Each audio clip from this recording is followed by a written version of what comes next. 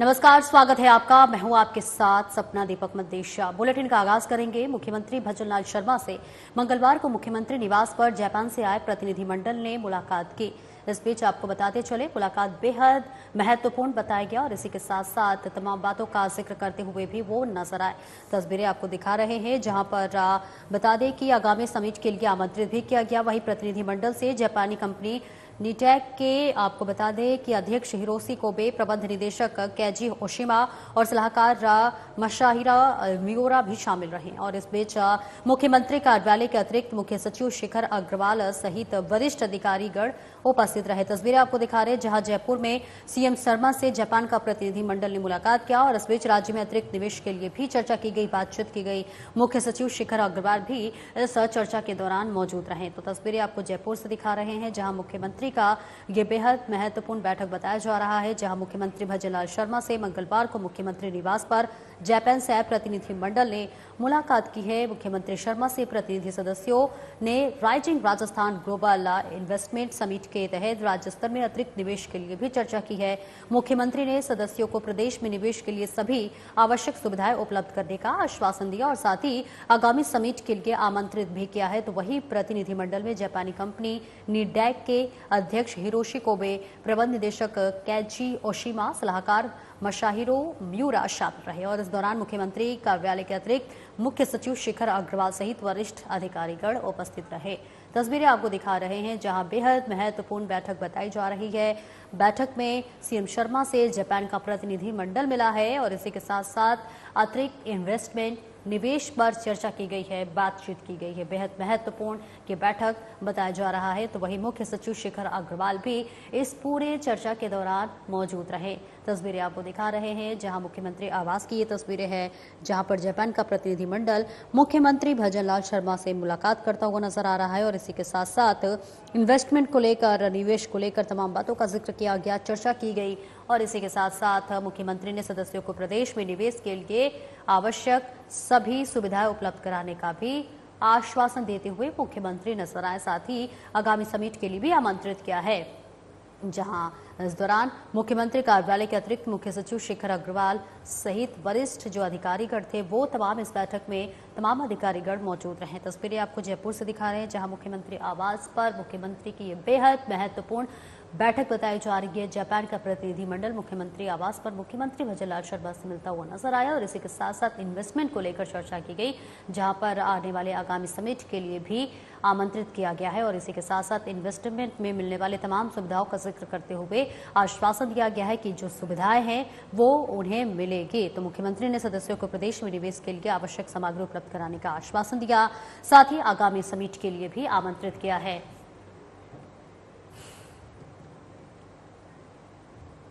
और वही उप मुख्यमंत्री दिया कुमारी ने निर्देश दिए कि जयपुर के परकोटा बाजार में यातायात के सुव्यवस्थित संचालन किया जाए।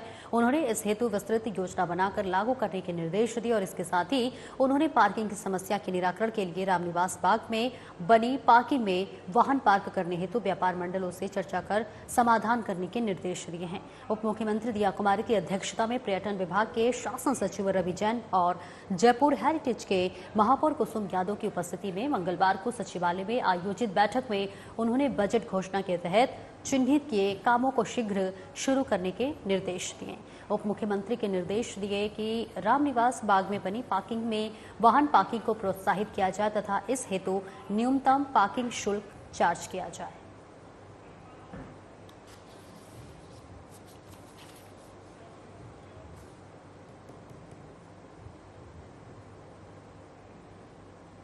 तो देखिए, तस्वीरें आपको दिखा रहे हैं जयपुर से, जहां सचिवालय की बैठक में उप मुख्यमंत्री दिया कुमारी शामिल रही। तमाम बातों का जिक्र करते हुए उप मुख्यमंत्री नजर आई।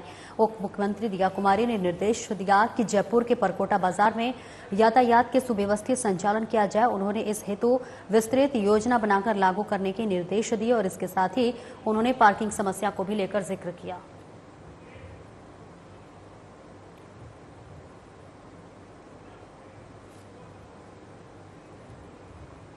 और वहीं राजस्थान विधानसभा अध्यक्ष वासुदेव देवनानी का मंगलवार को इंडोनेशिया के बाली में भारत के महावाणिज्य दूतावास में भारतीय समुदाय और इंडोनेशिया के लोगों द्वारा स्वागत किया गया। देवनानी ने लोगों का आभार जताते हुए कहा कि सभी के लिए भारत में निवेश के द्वार खुले हुए हैं। भारत और राजस्थान में आप लोग निवेश करें, इसके लिए केंद्र और राज्य सरकार हर संभव मदद करेगी। भारत और इंडोनेशिया के लोगों ने देवनानी के सम्मान में दोपहर भोज का आयोजन किया। वहीं देवनानी ने गांधी मेमोरियल इंटरनेशनल स्कूल के विद्यार्थियों और शिक्षकों से नई शिक्षा नीति और शिक्षा के विभिन्न मुद्दों पर विस्तार से चर्चा की। विद्यालय के शिक्षकों ने बताया कि विद्यालय में 35 देशों के विद्यार्थी अध्ययन कर रहे हैं। देवनानी ने कहा कि भारत की गुरुकुल प्रणाली त्याग, अनुशासन, श्रम और मूल्यों का प्रतीक है, जो कि हर राष्ट्र के लिए एक आदर्श रूप में कार्य करती है और महात्मा बुद्ध के अनुयायियों ने इस शिक्षा को दूर दूर तक फैलाने के अतुलनीय योगदान दिया है। तो तस्वीरें आपको दिखा रहे हैं जहां पर राजस्थान विधानसभा अध्यक्ष वासुदेव देवनानी का मंगलवार को इंडोनेशिया के बाली में भारत के महावाणिज्य दूतावास में भारतीय समुदाय और इंडोनेशिया के लोगों द्वारा स्वागत किया गया है। तो वही आपको बताते चले कि देवनानी का लोगों का आभार जताते हुए ये बातचीत की गई है, जहां पर इसके लिए केंद्र व राज्य सरकार हर संभव मदद करेगी। भारत का इंडोनेशिया के लोगों ने देवनानी के सम्मान में दोपहर भोज का आयोजन किया।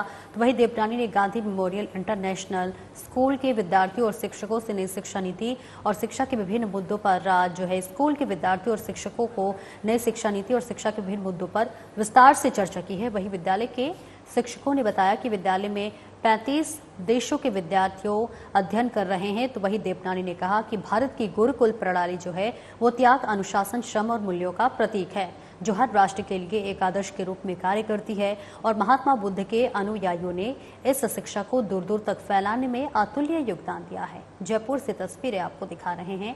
राजस्थान विधानसभा अध्यक्ष पहुंचे हैं इंडोनेशिया। वही बाली में भारतीय समुदाय द्वारा स्वागत किया गया है।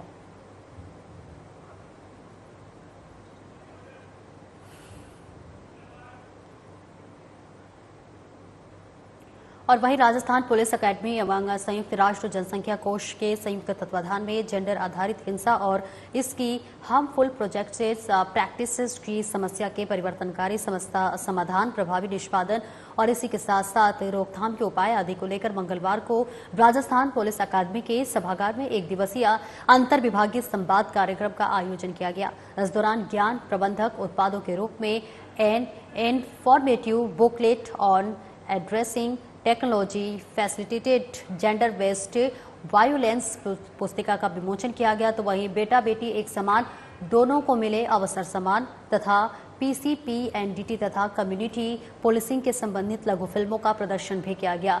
मौके पर महानिदेशक भ्रष्टाचार निरोधक ब्यूरो डॉक्टर रवि प्रकाश मेहरा ने UNFPA को भारत में कार्य करते हुए 50 वर्ष पूर्ण होने पर वर्षगांठ की बधाई दी है। तो जयपुर से तस्वीरें आपको दिखा रहे हैं।